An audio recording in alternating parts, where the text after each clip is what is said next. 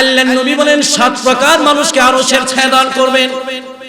2 number হলো এই সমস্ত যুবক যুবতী যারা যৌবনকালে আল্লাহর গোলামির মধ্যে নিজের যৌবনটা কাটিয়ে দিবে, নিজের যৌবনটা কাটিয়ে দিবে। যৌবনকালে যদি কোনো বান্দা সিজদা দেয়, উলামায়ে কেরামগণ বলে যেই জমিনের মধ্যে যেই জায়গার মধ্যে সিজদা দিয়েছে ওই জমিনের মাটি আল্লাহর কাছে ডেকে ডেকে বলেন, হে মালিক, তোমার এই যুবক বান্দা যে আমার উপরে সিজদা দিয়েছে তার গায়ের ওজনের, তার দেহের ওজন আমি মাওলা সহ্য করতে পারি না।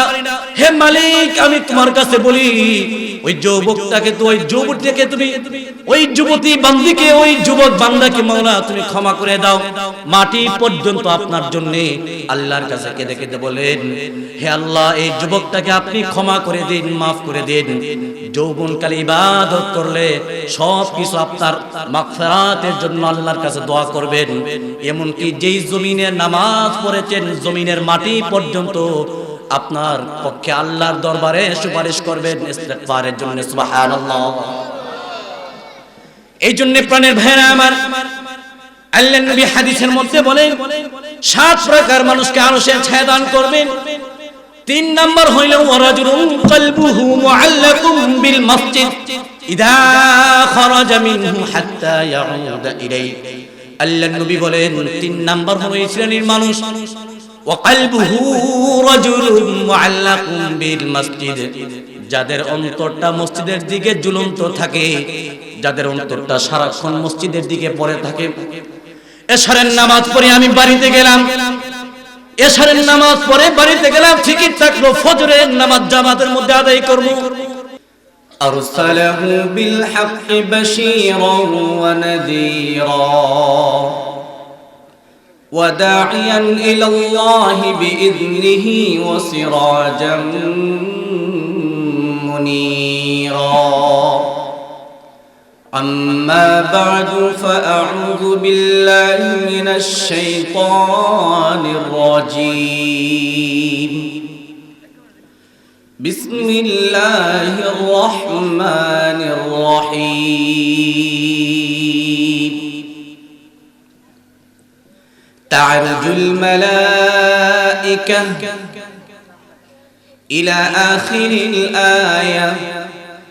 صدق الله العظيم. قال النبي صلى الله عليه وسلم: 7 يظلهم الله في ظله يوم لا ظل إلا ظله، أو كما قال عليه الصلاة والسلام. بارك الله لنا ولكم في القرآن العظيم، ونفعنا وإياكم بالآيات والذكر الحكيم. إن الله وملائكته يصلون على النبي يا أيها الذين آمنوا صلوا عليه وسلموا تسليما. صلى الله على محمد صلى الله عليه وسلم. صلى الله على محمد صلى الله عليه وسلم. حبیب خدا ہے اشرف انبیاء کہ عرش مجید شبود متکا. صلی اللہ علی محمد صلی اللہ علیہ وسلم. صلی اللہ علی محمد صلی اللہ علیہ وسلم. میں تیرے سب کو بلا دوں मुझको याद रहे सब खुशियों में आग लगा दूं खाना ये दिल आबाद रहे ला इलाहा इल्लल्लाह ला इल्लल्लाह ला इलाहा ला इलाहा इल्लल्लाह ला इलाहा इल्लल्लाह ला इलाहा ला इलाहा इल्लल्लाह ला इलाहा इल्लल्लाह ला इल्लल्लाह ला इलाहा इल्लल्लाह मुहम्मदुर रसूलुल्लाह सल्लल्लाहु अलैहि वसल्लम। আলহামদুলিল্লাহ। সেন্দ্র দক্ষিণ ও পূর্বপাড়া প্রবাসী ও যুবকবৃন্দের উদ্যোগে পঞ্চম বার্ষিক ইসলামী মহাসম্মেলনের 2 দিন ব্যাপী আজকে প্রথম দিনের দ্বিতীয় অধিবেশন চলমান অধিবেশনের মুহতারাম সম্মানিত সভাপতি দিন দরদি ধর্মপ্রাণ সর্বস্তরের মুসলমান ভাই ও বন্ধুগণ, অত্যন্ত শ্রদ্ধেয় সম্মানিতা পর্দানশীল মা ও বোনেরা, আল্লাহ রাব্বুল আলামিনের দরবারে আমরা অসংখ্য শুকরিয়া জ্ঞাপন করছি যে মহান রব্বুল আলামিন এত বাধা বিঘ্নতার পরেও এত সমস্যার পরেও আমাদের যুবকদের মাধ্যমে আমাদের সন্তানদের মাধ্যমে সুন্দর একটি জান্নাতের বাগান পরিবেশন করার তৌফিক দান করেছে।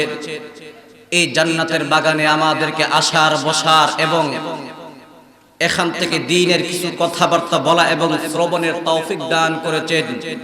সেই জন্য সেই মহান মালিকের দরবারে হৃদয়ের গহীন থেকে কালিমাতুশ শুকর আদায় করি আলহামদুলিল্লাহ।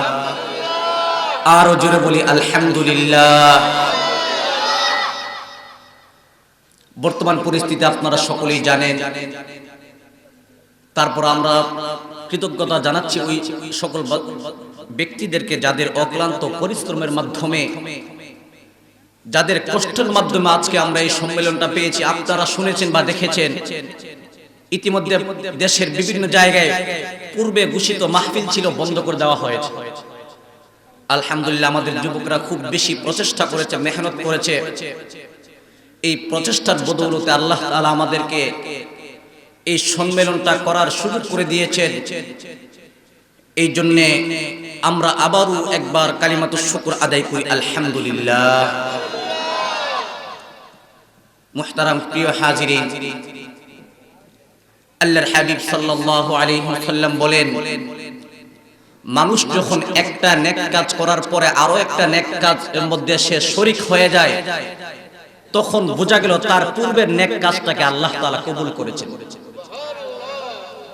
আমরা এশারের নামাজ পড়েছি, এশারের নামাজ আমরা জামাতের সহিত আদায় করেছি। এশারের নামাজ পড়ার পরে আবারও আমাদেরকে আল্লাহ তাআলা আল্লাহর হাবিবের কথা অনুযায়ী ভাষা অনুযায়ী জান্নাতের বাগানে আসার বসার সুযোগ করে দিয়েছেন।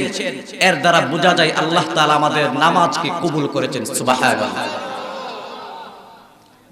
দ্বীনের কাজ এমন একটা বিষয় যেটা টাকার মাধ্যমে হয় না, শক্তির মাধ্যমে হয় না, বংশের মর্যাদার মাধ্যমে হয় না।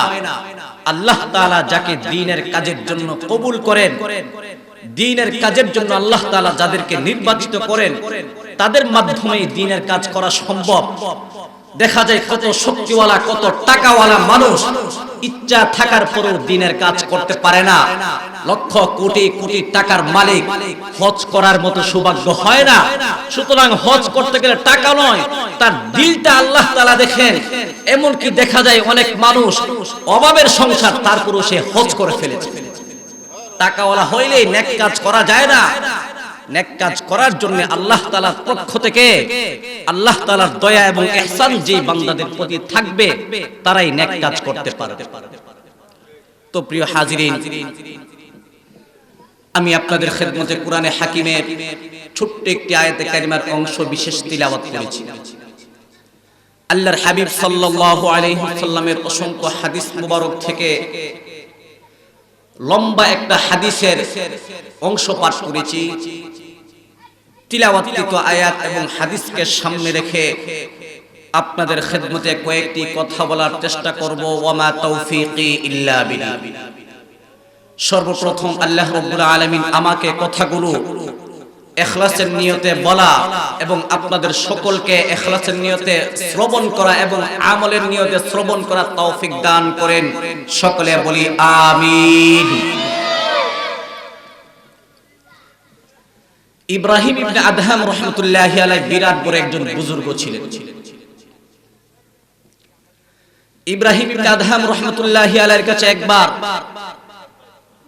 পার্শ্ববর্তী কিছু এলাকার লোক ওনার কাছে গেলেন, গিয়ে বললেন, জনাব, আপনি আমাদেরকে কিছু নসিহত করেন, আমাদেরকে কিছু দ্বীনের বিষয় শিক্ষা দেন, যেন দ্বীনের বিষয়গুলো আপনার কাছ থেকে শিখে আমরা নিজের জীবন পরিবর্তন করতে পারি।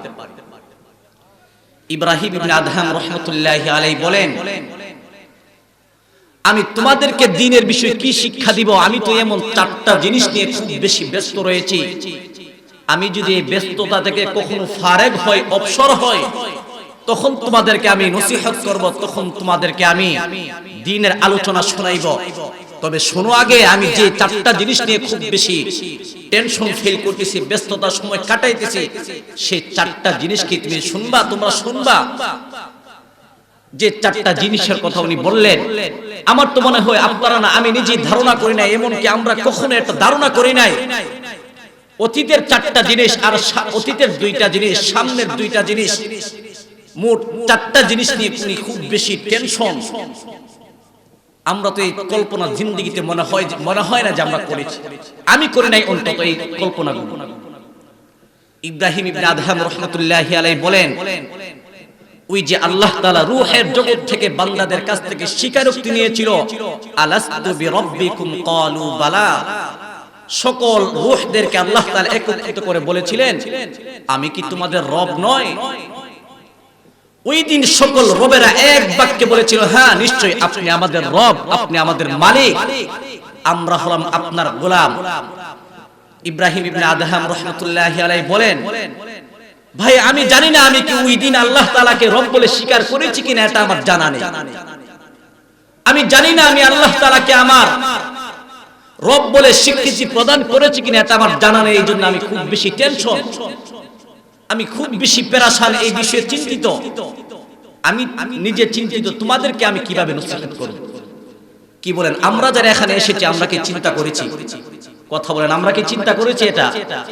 রূহের জগতে আমরা কি আল্লাহ তাআলা যে আমাদেরকে প্রশ্ন করেছিলেন, আমি কি তোমাদের রব নয়, তখন কি আমরা বলেছিলাম কিনা, হ্যাঁ অবশ্যই আপনি আমাদের রব? এমন বিষয়টা তো আমরা জিন্দেগিতে চিন্তা করি না। দ্বিতীয় নাম্বার, উনি বলেন, মায়ের রেহেমের মধ্যে যখন একজন ফেরেশতা আল্লাহ তাআলা নিযুক্ত করে দিয়েছেন, সন্তান যখন মায়ের গর্ভে যাবে, ওই ফেরেশতা, যে ফেরেশতা মায়ের গর্ভে সন্তানকে রাখার দায়িত্বে নিয়োজিত ছিল, ওই ফেরেশতা আল্লাহ তাআলার কাছে প্রশ্ন করেছিল, হে মালিক, আপনার এই বান্দাটাকে কি সৌভাগ্যদের কাতারে রেখে দিব নাকি দুর্ভাগা হতভাগা তাদের কাতারে রেখে দিব? ইব্রাহিম ইবনে আদহাম বলেন, আমার জানা নেই। আল্লাহ তাআলা ফেরেশতার জবাবে কি বলেছেন, আমি কি দুনিয়ার মধ্যে এসে যারা পুণ্য কাজ করেছে, নেক কাজ করেছে, তাদের কাতারে আমার নামটা লেখা হয়েছে, নাকি যাদের প্রতি আল্লাহ তাআলা অসন্তুষ্টি, নারাজ, তাদের কাতারে আমার নামটা লেখা হয়েছে? আমার তো জানা নেই। অতীতের দুইটা বিষয় নিয়ে খুব বেশি চিন্তিত। কি বলেন, এই চিন্তা থেকে কি কখনো ফারেক হওয়া যাবে? মৃত্যু পর্যন্ত এই চিন্তা থেকে সে উনি ব্যস্ততা থেকে অবসর হইতে পারবেন না। বলেন, অতীতের দুইটা বিষয় গেল, আর সামনের এমন দুইটা বিষয় নিয়ে খুব বেশি চিন্তিত। সামনের এক নাম্বার হলো যে মৃত্যুর সময় আজরাইল আমার রূহটা যখন বের করবে, টেনে হিচড়ে যখন রূহটা বের করবে, আমার রূহটা যখন বের করে নেওয়া হবে, তখন আমার রূহটা কি জাহান্নামের মধ্যে রেখে দেওয়ার কথা আল্লাহ তাআলা বলবেন, নাকি জান্নাতীদের সঙ্গে আমার রূহটা রেখে দেওয়ার কথা বলবেন? আমি জানি না আমার ব্যাপারে আল্লাহ তাআলা কি বলবেন। আল্লাহ তাআলা কি বলবেন আমার ব্যাপারে আমি জানি না। এই জন্য আমি তোমাদেরকে নসিহত করার মতো সময় আমার কাছে নেই। 4 নম্বর প্রশ্ন, 4 নম্বর কাজ, যেই কাজে উনি ব্যস্ত উনি বলেন, 4র্থ নম্বর আমি ব্যস্ত। হাসরের ময়দানে আল্লাহ তাআলা ডেকে বলবেন, ওয়ামতাজুল ইয়াউমা আইয়ুহাল মুজরিমুন, এই অপরাধী যারা, অন্যায়কারী যারা, আজকে তোমরা আলাদা হয়ে যাও, পৃথক হয়ে যাও। ওই দিন আল্লাহ তাআলা অপরাধীদেরকে আলাদা করে ফেলবেন, পৃথক করে ফেলবেন। আমি তো জানি না ওই দিন কি আমি অপরাধীদের কাতারে যাই নাকি নেককারদের কাতারে আমি চলে যাই, আমার তো জানা নেই।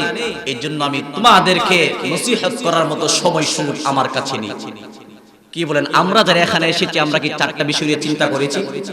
কথা বলেন, চিন্তা করেছি? কচ্ছিপ কেন আমরা চিন্তা করি না 4টা বিষয় নিয়ে? খুব দুঃখ লাগে যখন দেখি নামাজের সময় যখন হয়ে যায়, মসজিদের পাশেই দোকানে বসে গল্পগুজব করতেছে, অথচ নামাজের জন্য মসজিদ থেকে মুয়াজ্জিন দৈনিক 5 বার আল্লাহ তাআলার ঘরে আহ্বান করতেছে। তারপরও নামাজে আমাদেরকে নিতে পারে না। যেই আযান আপনাকে চাইস্থল থেকে বের করে মসজিদে নিতে পারে না, সেই ঈমান আপনাকে কিভাবে জাহান্নাম থেকে বের করে জান্নাতে পৌঁছাবে, এটা কি চিন্তা করেছেন? যে আযানের মাধ্যমে আপনি মসজিদে যেতে পারেন না, সেই ঈমান নিয়ে জাহান্নাম থেকে জান্নাতে যাবেন কিভাবে? আমি যখন কথাগুলো বলবো, আপনারা প্রত্যেকে আমাদের রক্ত সম্পর্কে এখানে যারা রয়েছে, খুব বেশি কথাগুলো বলবো আপনাদের দরদ নিয়ে, আপনাদের দুঃখে দুঃখিত হয়ে কথাগুলো বলতে চাই। আমি যে আয়াতে কারিমা তিলাওয়াত করেছি, আয়াতে কারিমার মধ্যে আল্লাহ রাব্বুল আলামিন বলেন, তা'রুজুল মালাইকাতু ওয়ার রূহু ইলাইহি ফি ইয়াউমিন কানা মিকদারুহু 50000 সানা। হাসরের ময়দানে এমন একটা দিবস হবে, এমন একটা দিন হবে, যেই দিন 50,000 বছর হবে। অন্য আয়াতে কারিমার মধ্যে আল্লাহ তাআলা বলেন, ইউদাব্বিরুল আমরা মিনাস সামাই ইলাল আরদি সুম্মা ইয়া'রুজু ইলাইহি ফি ইয়াউমিন কানা মিকদারুহু আলফ সানা, মিকদারুহু 50,000 সানা।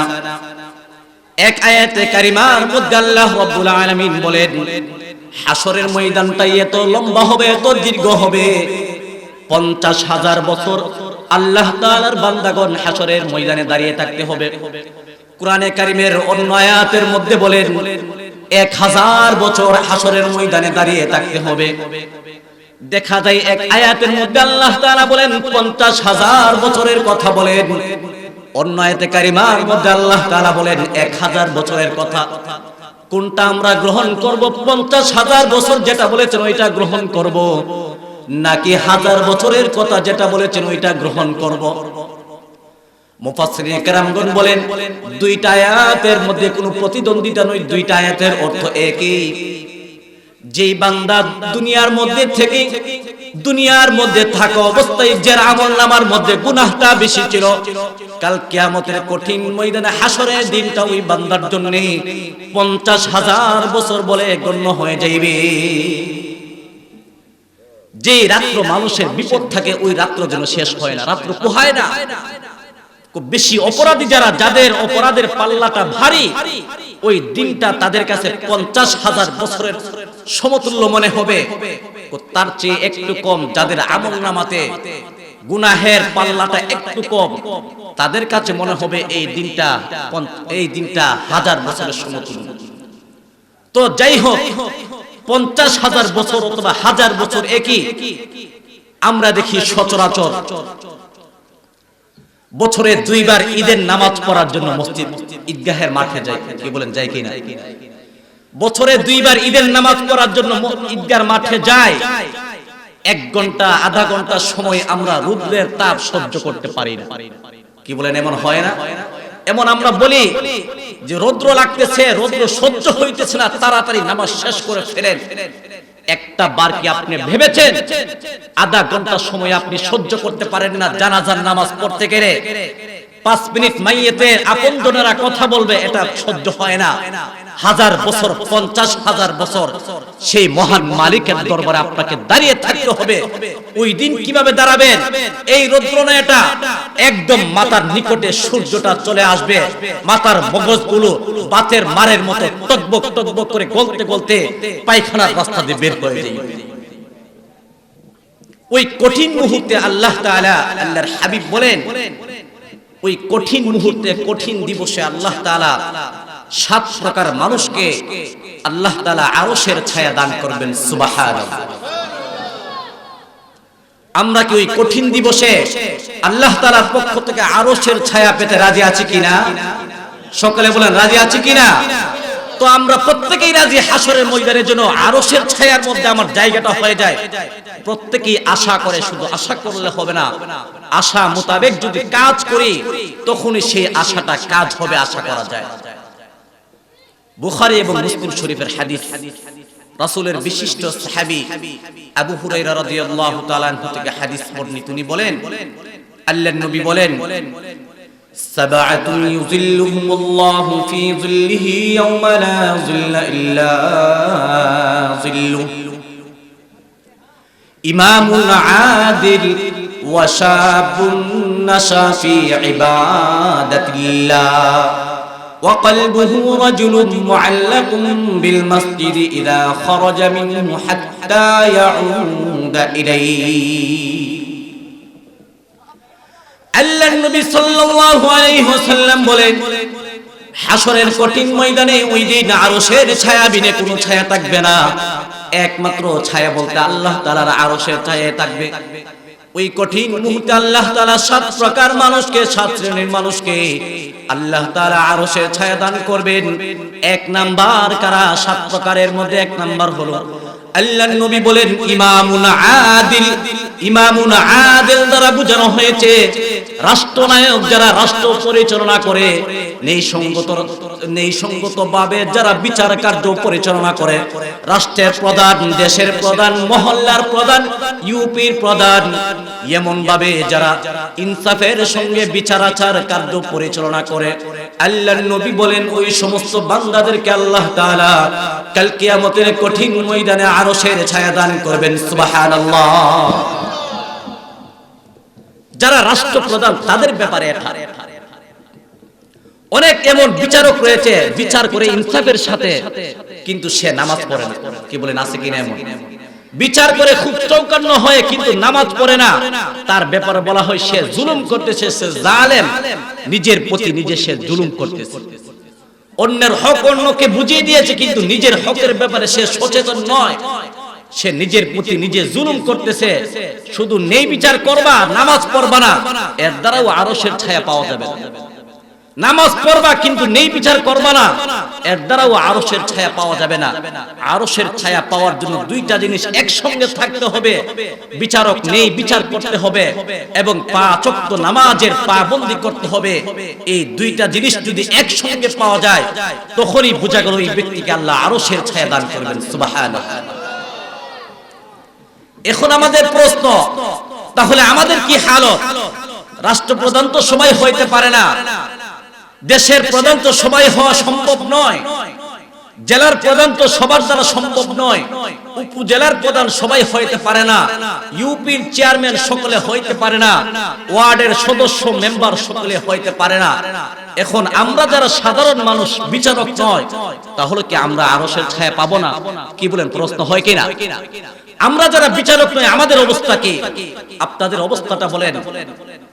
ইবনে রজব হাম্বলি রাহমাতুল্লাহি আলাইহি উনি বলেন, আল্লাহ তাআলা প্রত্যেকটা মানুষকে একজন বিচারক বানিয়ে পাঠিয়েছেন। আল্লাহ তাআলা চাই আপনি ওয়ার্ডের সদস্য যদি, মেম্বার যদি হইতে পারেন, পুরা ওয়ার্ডের আপনার অধীনে যেই সমস্ত এলাকা রয়েছে, এলাকার প্রত্যেকটা মানুষের ব্যাপারে আপনি ইনসাফ করবেন। প্রত্যেকটা মানুষের ব্যাপারে আপনি ইনসাফ করবেন, চাই সে আপনাকে ভোট দেখ অথবা না দেখ, তার ব্যাপারে আপনি ইনসাফ করতে হবে, তার ব্যাপারে আপনি ইনসাফ করতে হবে। ইবনে রজব হাম্বলি রাহমাতুল্লাহি আলাইহি বলেন, এমন রয়েছে যারা বিচারক নয়, এমন মানুষ দেখা যায় মেম্বারও নয়, কিন্তু ঘরের মধ্যে তার ছেলে মেয়ে বিবি বাচ্চা রয়েছে। ওই বিবি বাচ্চার মধ্যে সকলের মধ্যে তার বাবা হলো মুরব্বি, ওই মুরব্বিটা হলো ঘরের প্রধান। আল্লাহর হাবিব সাল্লাল্লাহু আলাইহি ওয়াসাল্লাম হাদিসের মধ্যে বলেন, আল্লাহর রাসূল বলেন, প্রত্যেকটা মানুষকে আল্লাহ তাআলা তাদের দায়িত্ব সম্পর্কে জিজ্ঞাসা করবেন। আলা কুল্লুকুম রাঈউন ওয়া কুল্লুকুম মাসউলুন আন রাইয়াতি, আল্লাহর নবী বলেন প্রতিটা মানুষকে আল্লাহ তাআলা তাদের দায়িত্বের ব্যাপারে জিজ্ঞাসা করবেন। তুমি যদি তোমার ঘরের প্রধান হয়ে থাকো, যদি বাবা হয়ে থাকো, প্রত্যেকটা বাবাকে জিজ্ঞেস করবেন তোমার সন্তানরা কি নামাজি ছিল কিনা, নামাজ পড়েছে কিনা। তোমার সন্তান যে তোমাকে রুজি করে টাকা দিয়েছে, মাসে মাসে মোটা অঙ্কের টাকা তোমাকে দিয়েছে, তুমি কি একবার জিজ্ঞাসা করেছো সন্তানকে, আরে বাবা তুমি যে টাকাগুলো আয় করতেছো, উপার্জন করতেছো, এটা কিভাবে তুমি উপার্জন করতেছো? এটা কি হালাল ভাবে উপার্জন করতেছো নাকি বেহারাম ভাবে তুমি উপার্জন করতেছো? এই সন্তানকে একটা পিতাও এমন জিগায় না। দ্বীনের ব্যাপারে আমরা খুব গাফেল, কিন্তু দুনিয়ার ব্যাপারে প্রত্যেকটা পিতা সন্তানদেরকে খুব বেশি সচেতন করে। এমন কি দেখা যায় ছেলে যদি উপযুক্ত হয়ে যায়, নামাজ যদি না পড়ে, নামাজের কথা ছেলেকে বলে না, মেয়েকে বলে না, মা পর্দা করো পর্দার কথা বলে না। ছেলে যদি উপযুক্ত হয়ে যায়, কাজের ব্যাপারে ছেলেকে বাবা খুব বেশি তাগিদ দেয়। বাবা ছেলেকে বলে তুমি যদি আমার সংসারে থাকতে চাও তাহলে তুমি কাজ করতে হবে। কি বলেন, বলে কিনা এমন? দুনিয়ার ব্যাপারে মানুষ খুব বেশি সচেতন, কিন্তু সন্তান যে আখিরাতের ব্যাপারে একবারে গাফেল হয়ে রয়েছে। সন্তানকে তো কোনদিন বল আরে যুবক যুবতী 60 বছর 70 বছর হায়াত দান করেছে আমি আল্লাহ তাআলা। কর্মর সময় 60 বছর 70 বছর হায়াতের মধ্যে দামে একটা সময় দিয়েছেন, মূল্যবান সময়, সেটা হলো যৌবনকাল। সেটা হলো যৌবনকাল। বান্দা, ওই যৌবনকালটা তুমি কিভাবে তৈরি করেছো? যৌবনটা তুমি কিভাবে খরচ করেছো? কোন পর্যায়ে তুমি খরচ করে দিয়েছো যৌবনটা? যতক্ষণ পর্যন্ত যৌবনের 30 বছর 40 বছর 35 বছরের যৌবনের সময়টা তুমি আল্লাহর দরবারে হিসাব দিতে না পারবে, ওই দিন আল্লাহর দরবারে আসামির কাজ করে তুমি আসামি হয়ে দাঁড়িয়ে থাকতে হবে। কি বলেন, হিসাব দিতে হবে কিনা? হিসাব দিতে হবে। যৌবনটা কিভাবে কাটাইলাম, কিভাবে খরচ করলাম। আজকে তো যুবক ছেলেরা, আমার যুবক ছেলেরা মা বাবাকে তো কেয়ারিং করে না। যুবতী মেয়েরা মাকে ধমক দিয়ে বসিয়ে ফেলে। আরে যুবক, আজকে ক্ষমতা, এই ক্ষমতার জন্য ক্ষমতার কিন্তু হিসাব দিতে হবে মাওলা পাকের দরবারে।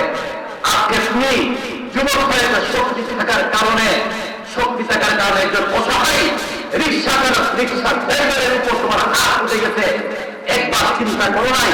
আহকামুল হাকিমিন আল্লাহ তাআলা বিশ্বটা দেখতেছেন। আল্লাহ তাআলা যদি বলে দেন, আল্লাহ তাআলার মায় দুনিয়ার মায়, কি বলে? আল্লাহ তাআলা যখন বলে দুনিয়ার কেউ তাকে আটকে রাখতে পারে না, ঠিক কিনা বলে? আরে আপনারা দেখেন নাই, তথ্য প্রতিমন্ত্রী হবে একজন মন্ত্রী, গত কিছুদিন পূর্বে ইসলামকে নিয়ে বিশুদ্ধার করেছে, কোরআন সুন্নাহকে নিয়ে বিশুদ্ধার করেছে। তার নাম আপনারা সকলে জানেন, অনেকে নাম বলে না, তাকে বলে চাকরি মন্ত্রী নামে নাম দেওয়া হয়েছে। শুনেন নাই? আরে কথা বলেন, শুনেন নাই? আল্লাহ তাআলা যাদেরকে বলে সকলের সামনে বিদ্রুপি করবেন, সকলের সামনে প্রদত্ত করবেন, কোরআনের বিরুদ্ধাচরণ করবা, দ্বীনের বিরুদ্ধাচরণ করবা, কেন না দেই না? তোমার কেউ স্বাগত জানাইবে না, দুলাই দুঃখে দেই না, কেউ দিবে না। আবার দেশে ফিরে আসবা, জুতার মারা দিয়ে তোমার জানানোর জন্য লক্ষ লক্ষ অভিযোগী তৌহিদি পক্ষ করেছিল, ঠিক কিনা বলে? এই জন্য তাদের ভাইরা আমার, যৌবনের শক্তিটা সবসময় থাকবে না। অন্যায় যদি করতেই থাকে, যখন আল্লাহ তাআলা করে ফেলবেন, আর কেউ আপনাকে সাথ দিবে না, আর কেউ কোনো নেতাদের আপনাকে বাঁচাইতে পারবে না। আর এই কথাগুলো তো বলি, পরিস্থিতির কথাগুলো বলা করছি, তারপরও বলি এটা তো দায়িত্ব, আমাদের দায়িত্ব সত্য কথা জানার পরও যারা না বলবে, আল্লাহর রাসূল বলেন তারা হলো বোবা শয়তান, বোবা। আল্লাহর নবী বলেন 7 প্রকার মানুষকে আরশের ছায়া দান করবেন। 2 নাম্বার হলো এই সমস্ত যুবক যুবতী যারা যৌবনকালে আল্লাহর গোলামির মধ্যে নিজের যৌবনটা কাটিয়ে দিবে, নিজের যৌবনটা কাটিয়ে দিবে। যৌবনকালে যদি কোনো বান্দা সিজদা দেয়, উলামায়ে কেরামগণ বলে যেই জমিনের মধ্যে, যেই জায়গার মধ্যে সিজদা দিয়েছে, ওই জমিনের মাটি আল্লাহর কাছে ডেকে ডেকে বলেন, হে মালিক, তোমার এই যুবক বান্দা যে আমার উপরে সিজদা দিয়েছে, তার গায়ের ওজনের, তার দেহের ওজন আমি মাওলা সহ্য করতে পারি না। হে মালিক, আমি তোমার কাছে বলি ওই যুবকটাকে তো ওই যুবতীকে তুমি ওই যুবতী বান্দিকে ওই যুবক বান্দাকে মাওলা তুমি ক্ষমা করে দাও। মাটি পর্যন্ত আপনার জন্য আল্লাহর কাছে কেঁদে কেঁদে বলেন, হে আল্লাহ এই যুবকটাকে আপনি ক্ষমা করে দিন, মাফ করে দিন। যৌবনকালে ইবাদত করলে সব কিছু আপনার মাগফিরাতের জন্য আল্লাহর কাছে দোয়া করবেন। এমনকি যেই জমিনের নামাজ পড়েছেন জমিনের মাটি পর্যন্ত আপনার পক্ষে আল্লাহর দরবারে সুপারিশ করবেন ইস্তিগফারের জন্য। সুবহানাল্লাহ। এই জন্য প্রাণের ভাইরা আমার, আল্লাহর নবী হাদিসের মধ্যে বলেন 7 প্রকার মানুষকে আরশের ছায়া দান করবেন। 3 নাম্বার হইল ওয়ারাজুলুন কলবুহু মুআল্লাকুম বিল মসজিদ ইদা খারাজা মিনহু হাত্তা ইয়াউদা ইলাইহি। আল্লাহর নবী বলেন 3 নাম্বার হলো এই শ্রেণীর মানুষ, ওয়া কলবুহু রাজুলুন মুআল্লাকুম বিল মসজিদ, যাদের অন্তরটা মসজিদের দিকে ঝুলন্ত থাকে, যাদের অন্তরটা সারাক্ষণ মসজিদের দিকে পড়ে থাকে। এশারের নামাজ পড়ে আমি বাড়িতে গেলাম, এশারের নামাজ পড়ে বাড়িতে গেলাম, ঠিকই থাকলো ফজরের নামাজ জামাতের মধ্যে আদায় করব, জামাতের সঙ্গে ফজরের নামাজটা আমি আদায় করব, এমন ফিকির নিয়ে রাত্র 3টা 4টা এমনকি ফজরের আজানে কয়েকবার, আজানের পূর্বে কয়েকবার ঘুম পর্যন্ত ভেঙে যায়। হাইরে গরিব টাইম তো ছিল না মুরব্বি, আবার ফজরের জামাত আমার মিস হয়ে যায়, আবার ফজরের জামাত ছুটে যায়। এই ফিকিরে একটু পর পর ঘুম থেকে জাগ্রত হয়ে যায়, তার মনটা তার দিলটা মসজিদের দিকে ঝুলন্ত রয়েছে। আমি যদি এখন ঘুমিয়ে যাই তাহলে ফজরটা আমার কাজা হয়ে যাইবে। আল্লাহর নবী বলেন এমন যারা মসজিদের সাথে, যাদের অন্তরটা এমন ভাবে সম্পর্কিত থাকে, যতক্ষণ পর্যন্ত মসজিদে সে আসতে না পারবে ফজরের জামাতের জন্য, ততক্ষণ সে ওই ব্যক্তি, ততক্ষণ ওই যেন খাসার মধ্যে পাখি যেমন ভাবে ছটফট ছটফট করে, ওই নামাজি বান্দা মসজিদে ঢোকা পর্যন্ত সে এমন ভাবে ছটফট করতে থাকবে, হায়রে আমার কি নামাজ জামাত ছুটে যায় কিনা এই ফিকির চিন্তা থাকবে। সকালে ফজরের নামাজ পড়লাম, ফজরের নামাজ পড়ে আমি বের হইলাম আমার কাজের জন্য। ওয়াবতাগু মিন ফাদলিল্লাহ, আমার রিজিক তালাশের জন্য আমি বের হয়ে গেলাম, বের হইলাম আজান দেওয়ার জন্য, আজান শোনার জন্য। কানটা মসজিদের দিকে আমি রেখেছি, কখন যে জোহরের আজান দিয়ে দেই, কখন জন্য জোহরের আজান হয়ে যায়, না জানি আমার জোহরের নামাজ, জোহরের জামাত মিস হয়ে যায়, না জানি জোহরের জামাত আমার ছুটে যায়। এই চিন্তা ফিকির। আল্লাহর নবী বলেন ফজর পরে যে মসজিদ থেকে বের হয়েছে, জোহর পর্যন্ত তার মনটা তার দিলটা মসজিদের দিকে ঝুলন্ত রয়েছে, না জানি আমার জোহরের নামাজ কাজা হয়ে যায়।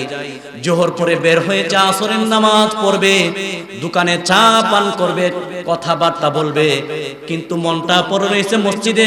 কখন যেন মসজিদের মধ্যে, মসজিদ থেকে আজান আসে, মসজিদ থেকে কখন যেন মাগরিবের আজানের ধ্বনি চলে আসে, না জানে আমি চা পান করতে করতে কথার গল্প কুতুবের মধ্য দিয়ে আমার মাগরিবের নামাজ ছুটে যায় কিনা, এমন চিন্তা ফিকির থাকে।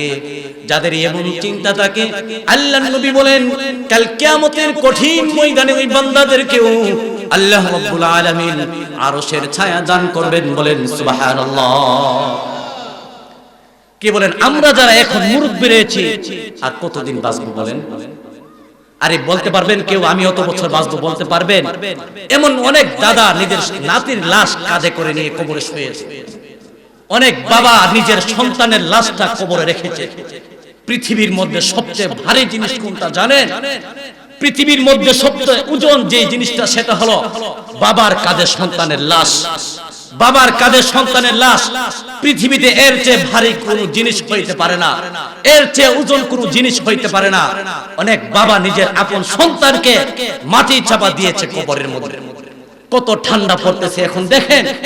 আমরা এসেছি হয়তো এখানে 2 থেকে 3 ঘন্টা বসবো, শীতের কাপড়ের আপনার আমার অভাব নেই, নিচে দিয়ে আপনাকে বসার সুন্দর পরিবেশ করে দিয়েছে, উপর দিয়ে আমরা কত শীতের জামা লাগাইছি। আল্লাহ না করুন যদি এই রাত্রই আপনার জন্য শেষ রাত্র হয়ে যায়, আগামীকাল আপনাকে আমাকে কবরের গহীন অন্ধকার কবরে, বিশাল কবরের মধ্যে আপনাকে আমাকে দাফন করার জন্য কি কম্বলের ব্যবস্থা রয়েছে? বিছানার ব্যবস্থা আছে না? সাদা মার্কিন কাপড়ে প্যাকেট করে আপনাকে আমাকে ওই ঠান্ডা মাটির নিচে আপনাকে আমাকে রেখে দিয়ে চলে আসবে। একটা বার কি নিজেকে নিজে প্রশ্ন করেছেন? একটা বার কি আপনি প্রশ্ন করেছেন নিজেকে? নিজেকে নিজে প্রশ্ন করেন। সবকিছুই তো শিখলেন, সবকিছুই তো বুঝলেন। কখন ক্ষেতের মধ্যে পানি দিলে ক্ষেতের ফলনটা ভালো হবে, এটা তো ভালোই বুঝেছেন। ক্ষেতের মধ্যে ঔষধ দিলে কখন আগাছাগুলো শেষ হয়ে যাবে, এটা তো ভালো করে বুঝেছেন। দিনের কাজগুলো আপনি বুঝেন নাই কেন? শরীয়তের বিষয়গুলো বুঝেন নাই কেন? যদি জিজ্ঞেস করা হয়, বলেন তো দেখি বেতেরের নামাজে যে দোয়াটা পড়া হয়, দোয়া কোন বলেন তো দেখি? পারি নাই, শিখি নাই। শিখেন নাই কেন? দুনিয়ার কোনো কাজে তো আপনি আটকান নাই, কোনো কাজে তো আপনি ব্যর্থ হন নাই। সামান্য এই নামাজের দোয়া কোনটা শিখেন না কেন আপনি? সাধারণ মানুষ আমি দোয়া কোনটা পর্যন্ত পড়তে পারি না, এই মানুষটাই কিন্তু দেখবেন যদি কখন কথা হয় দোকানে বসে মসজিদের ইমামের বিরুদ্ধে কথা বলতেছে, ঠিক কিনা বলে? অথচ নিজে সূরা ফাতিহা শুদ্ধ করে পড়তে পারে না, সূরা ইখলাস যদি পড়ার কথা বলা হয় পড়তে পারে না, ইমাম সাহেব নেই অনুপস্থিতিতে নামাজটা চালিয়ে নেন, পড়তে পারে না। এই ব্যক্তিটাই কিন্তু দেখবেন যোগ্য ব্যক্তিদের আবার সমালোচনা করতেছে। কি বলেন, হয় কিনা এমন? আপনারা কষ্ট নেন, আপনারা এমন না। আলহামদুলিল্লাহ, আমাদের এলাকার মানুষদের প্রতি আমাদের সুধারণা। বিভিন্ন জায়গায় এমন দেখা যায় নিজের নামটা পর্যন্ত লিখতে পারেন, আঙ্গুল দিয়ে টিপ সই দেয় ওই ব্যক্তিরা পর্যন্ত মসজিদের ইমামদের ব্যাপারে তারা বিভিন্ন মতানৈক্য, অথচ তার নিজের নামটা লেখার মতো যোগ্যতা তার নেই, সে ইমামের ভুল ধরার জন্য আসে। কি বলেন, আছে কিনা এমন? অনেক লোক এমন আছে, আমাদের দিকে নেই, অন্যদিকে আছে। তো বলতেছিলাম, আল্লাহর হাবিব সাল্লাল্লাহু আলাইহি ওয়াসাল্লাম বলেন 3 নাম্বার হলো ওই ব্যক্তি হাসরের ময়দানে আরশের ছায়া আল্লাহ তাআলা দান করবেন। যাদের সম্পর্কটা মসজিদের সাথে ঝুলন্ত থাকবে, ফজরের নামাজ পড়ে কখন জোহরের জন্য আসবে এমন একটা সম্পর্ক থাকবে মসজিদের সাথে, ওই বান্দা যখন মারা যাবে আল্লাহ তাআলা কাল কিয়ামতের কঠিন ময়দানে ওই ব্যক্তিকে আরশের ছায়া দান করবেন। সুবহানাল্লাহ। আমরা কি এখানে এমন কেউ নাই যারা আরশের ছায়া পেতে রাজি নই? কি বলেন, এমন কেউ আছে এখানে?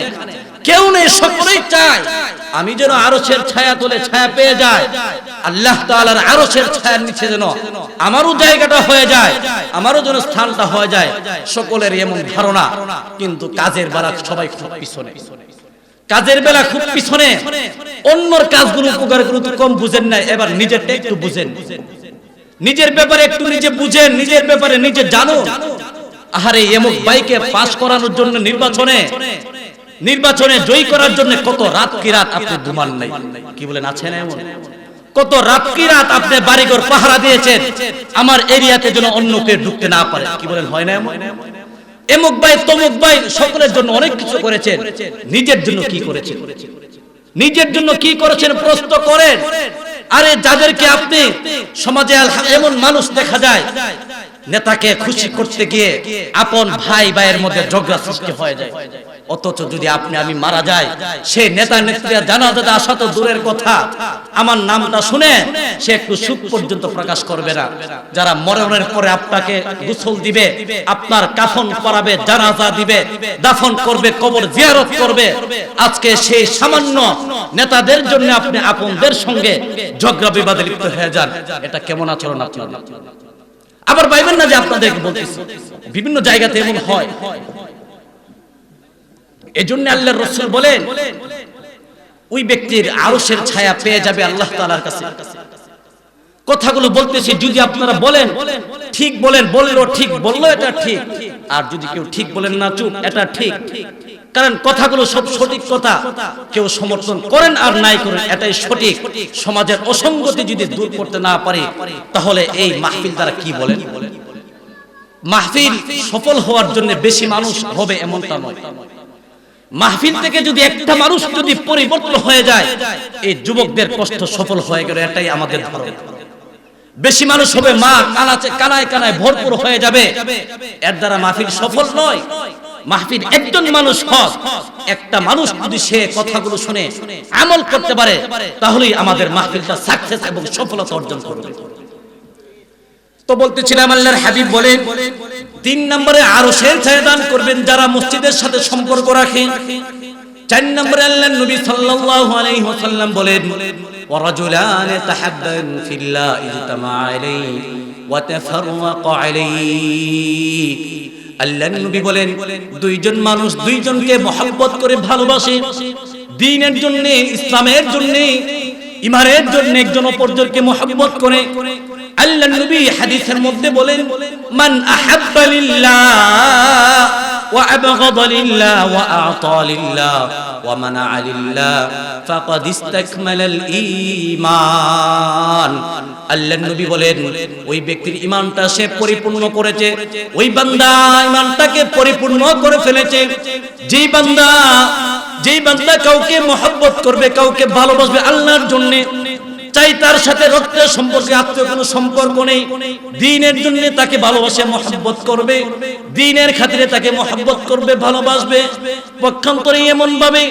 আপনজনের সঙ্গ শত্রুতা পোষণ করবে দ্বীনের বিরোধী হওয়ার জন্য ইসলাম বিদ্বেষী হওয়ার জন্য দ্বীনের কাজগুলোর ব্যাপারে বাধা প্রদানের জন্য যদি আপন মানুষ হয়ে থাকে তার ব্যাপারে বিরুদ্ধাচরণ করার রাসূল বলেন যদি বিরুদ্ধাচরণ করো তাহলে বোঝা গেল তুমি তোমার ঈমানটাকে পূর্ণাঙ্গ করতে পারছো সুবহানাল্লাহ এই জন্য আল্লাহর নবী বলেন 4 নাম্বার আরশের ছায়া পাবে ওই ব্যক্তি কাউকে মহব্বত করবেন আল্লাহর জন্য দ্বীনের জন্য মহব্বত করবেন কাউকে ভালোবাসবেন আল্লাহর জন্য অসহায় মানুষটা নামাজ পড়ে তাকে আপনি মহব্বত করবেন নামাজের জন্য 5 ওয়াক্ত নামাজ বা জামাত আদায় করে তাকে আপনি দ্বীনের জন্য মহব্বত করবেন তাকে আপনি ঈমানের জন্য মহব্বত করবেন এই যে মহব্বতটা হবে আল্লাহর নবী বলেন এই মহব্বতের বদৌলতে আল্লাহ তাআলা পূর্ণাঙ্গ ঈমানওয়ালাদের অন্তর্ভুক্ত আপনাকে আমাকে করেছেন এই জন্য যখন কাউকে মহব্বত করব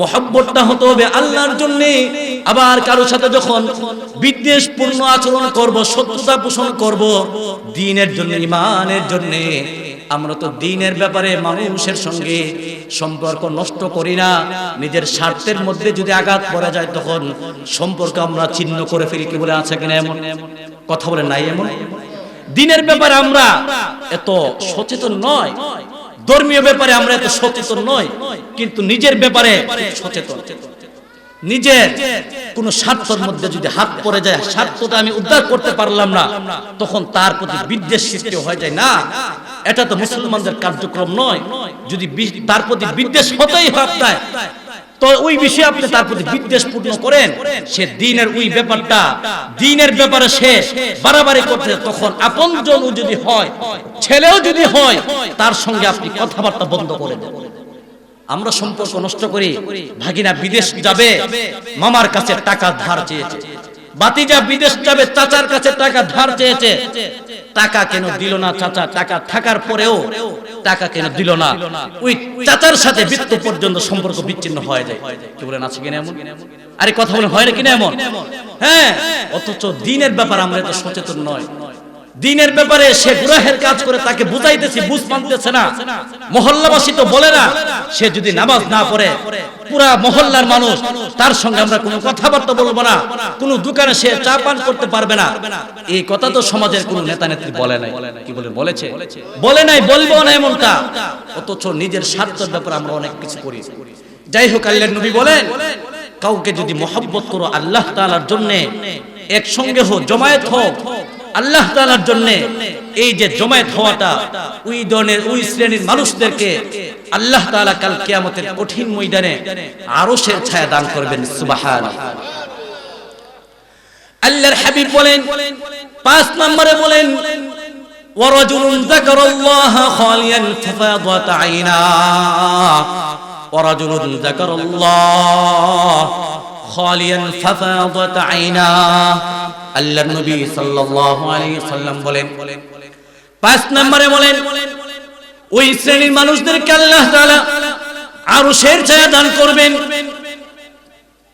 যারা নীরবে নির্জনে নীরবে চোখের পানি ফেলে ফেলে আল্লাহর দরবারে কান্নাকাটি করে দুনিয়ার সকল মানুষ ঘুমিয়ে পড়েছে বিবি বাচ্চা আপনজন সবাইকে ঘুমের ঘরে রেখে স্বামী দাঁড়িয়ে দাঁড়িয়ে নামাজ পড়ে নামাজ শেষে আল্লাহর কাছে বিনয়ীভাবে হাত উত্তোলন করে মালিকের কাছে ডাক দিয়ে বলেন হে মালিক দুনিয়ার সবাই ঘুমাইতেছে আরামের বিছানার মধ্যে নিদ্রায় যাইতেছে মালিক তাকিয়ে দেখো মাওলা আমিও আরাম করতে আমার কোনো বাধা নেই, আমিও ঘুমাইতে কোনো বাধা নেই।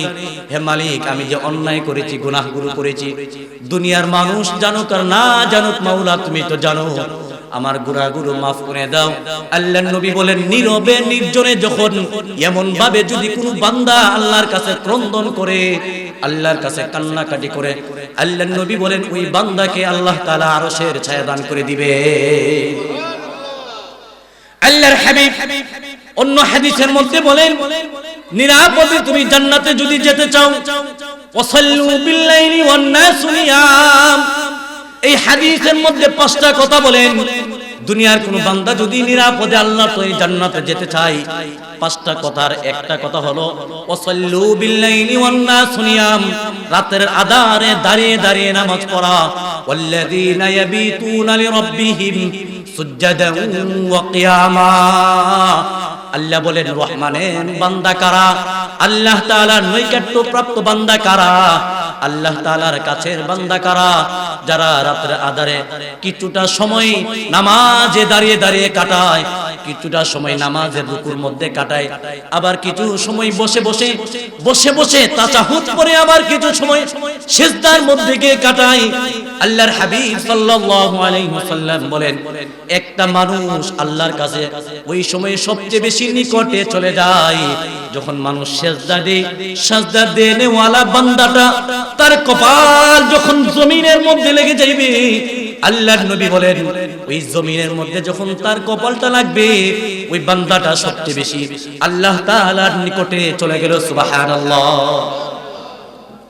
অনেক সমাজে অনেক জায়গাতে দেখা যায় মুরব্বীরা বিভিন্ন সমস্যার কারণে চেয়ারে বসে নামাজ পড়ে। কি বলেন, আছে কিনা এমন?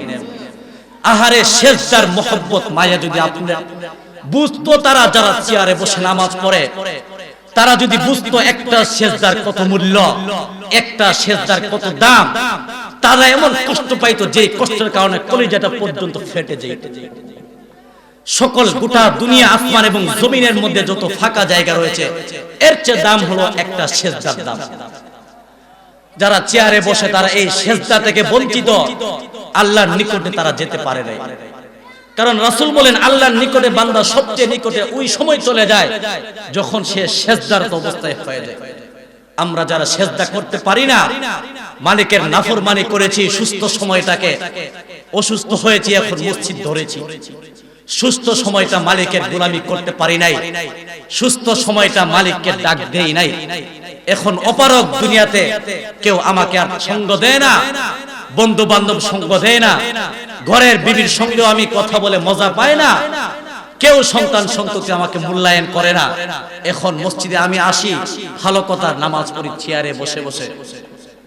তিরস্কার নয় আপনারা যারা চেয়ারে বসে নামাজ পড়েন, আপনাদেরকে ছোট করার জন্য না, কিন্তু সিজদার ফজিলত বলতেছি, যদি বুঝতো সিজদার ফজিলতটা কি, চিৎকার করে অবুঝ বাচ্চাদের মতো কান্নাকাটি করে।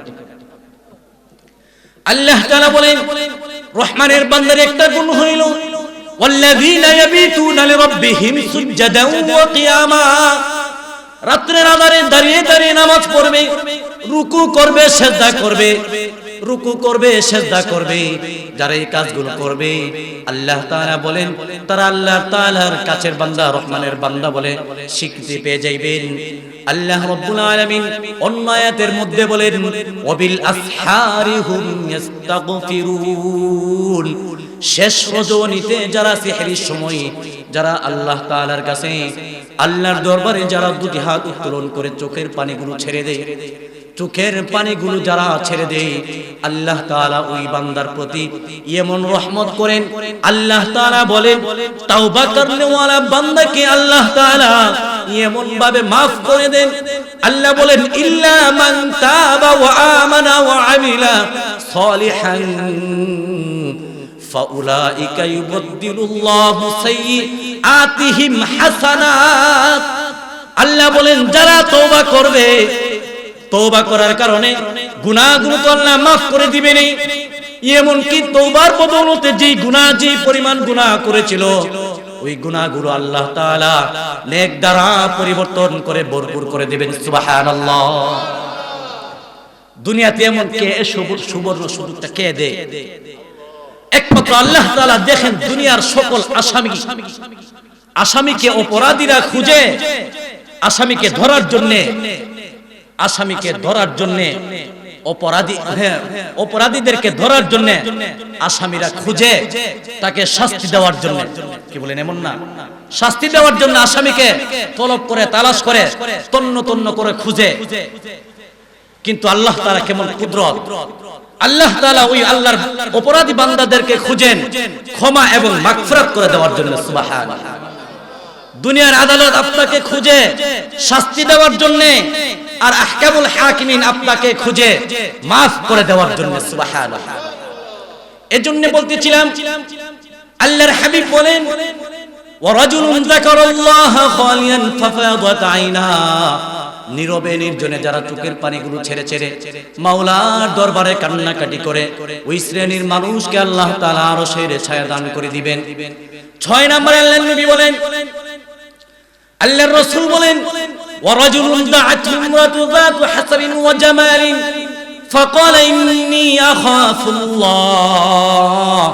আল্লাহর নবী বলেন 6 নাম্বার, কোন যুবককে যদি সুন্দর সুন্দর সুশ্রী দেখতে টাকাওয়ালা বংশের ভালো বংশের একটা মেয়ে যদি কোন যুবককে যদি আহ্বান করে তার চাহিদা পূরণ করে দেওয়ার জন্য যদি বলে, যুবক ভাই তুমি আমি এখানে নির্জনে রয়েছি, একাকী আছি, কেউ দেখবে না, তুমি তোমার মনের আশা পূরণ করতে পারো, আমিও আমার আশা পূরণ করতে পারি, অথচ মেয়েটা ভালো বংশের টাকাওয়ালা, দেখতে মেয়েটা সুন্দরের কোনো কম নেই।